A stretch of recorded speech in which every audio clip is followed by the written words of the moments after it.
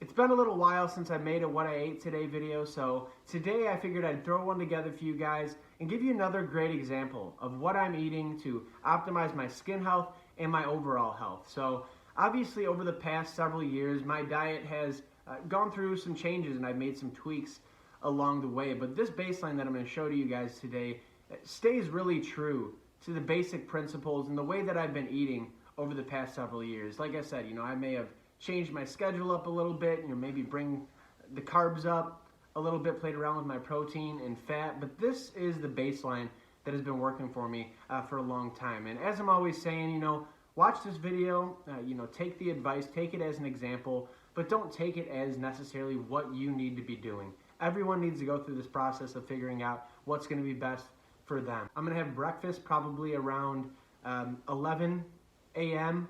or so I guess I'll meet up with you guys when I get to that.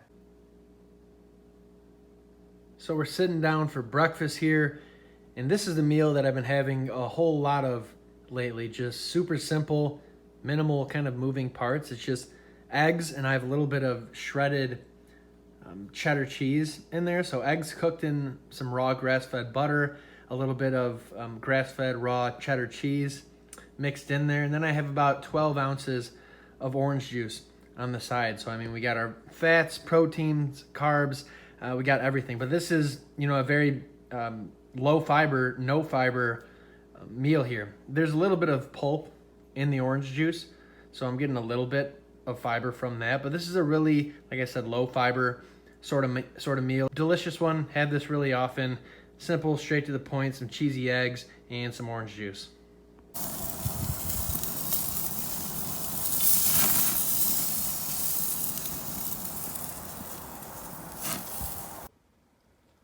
So here we have an absolute treat of a lunch. We have a New York strip steak that's probably about a pound, and then we have 12 ounces of raw goat milk that we're gonna have with it. Like I said earlier, throughout the day over the past couple months, not every day, but I generally have been keeping my fiber pretty low throughout the day, and then my dinners are more of I kind of just eat whatever, and just eat as much as I want. I have sort of a big dinner. So like I said, I don't always have the privilege of having a New York strip steak or a ribeye for lunch, but when I get the chance, it's absolutely delicious.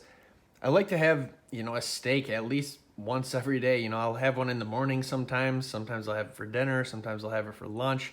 But each meal obviously is this constant, combination of protein, carbs, and fats. That's the formula. I think for some people in the short term, keeping those carbs pretty low and keeping the fiber pretty low might be a good sort of healing tool for you, but ultimately you got to find your balance with it, like I'm always talking about. So I'm going to eat this, get back to you guys later. All right, so it's Wednesday night, and over here that typically means that I'm making a roast for dinner. So over here we have 2.5 pounds of chuck tender roast. So I typically just have normal chuck roast, but obviously a little bit more fatty than this, but this is absolutely amazing, kind of a leaner roast. And then I have some just red potatoes over here all wrapped up in foil. So on Wednesdays I typically have a later dinner, and so it's easy to just turn on the oven and stick this in for about an hour and a half to 2 hours, I'd say it takes. I preheat the oven to 350.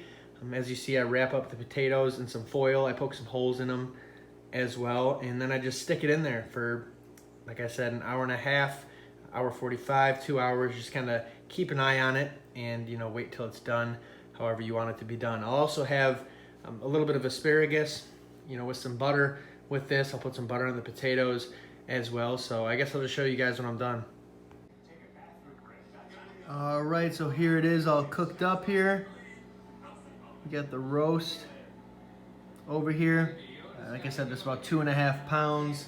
That's gonna be for two. Maybe there'll be some leftovers. You never know. I'm definitely gonna go back for some more meat. I'll probably have one more of these little potatoes as well. As you can see, I got the butter in there, but yeah, it's enough talking. I'm gonna get to dinner and eat this. So our night's winding down here. I'm about to go sit on the couch, relax, watched some basketball, and had this little nighttime snack that I threw together for myself. So we have 8 to 10 ounces of raw goat milk here. I drank a little bit, it was filled up a little bit higher, and I also threw a tablespoon of raw honey in there. Love that combination. And then of course we have this banana and an apple. So clearly this is more of a carbohydrate dense sort of snack. And if you're someone who's doing better, you know, on a low carb sort of baseline, you might not have, you know, a snack or a meal that is this carbohydrate dense. But this is what's working for me. And I also want to note that for the longest time, I tried to keep the gap as big as possible between the time I last ate until I went to bed. I thought eating at night, you know, was unhealthy, but I found that I do much better having a small snack before I go to bed. You know, I get better sleep. It keeps me fueled throughout the night. I have a quick metabolism, as I'm always saying, so I don't like to be running on empty for too long. But just throwing in a nice, you know, good nighttime snack has been really good for me. So like I said, my night's winding down. I'm gonna go sit over there, relax, consume this, and go to bed pretty soon. But that's all I got for you guys in this video. And as usual, you know, head to my website, naturalpsoriasishealing.com. You can watch my Proven Psoriasis Protocol free training video, apply for one-on-one coaching, or you could also watch my Strategic Psoriasis Supplement video that I have on there as well to tie that together. So that's going to wrap it up. Talk to you guys later.